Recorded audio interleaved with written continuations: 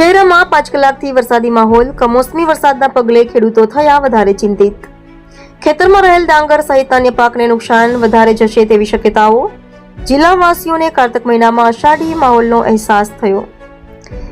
જિલ્લા ગ્રામ્ય વિસ્તારમાં પણ વરસાદ વરસી રહ્યો છે. વરસાદના પગલે વાતાવરણમાં ઠંડક પ્રસરી. રિપોર્ટર પાર્થિવ દરજી, પંચમહાલ.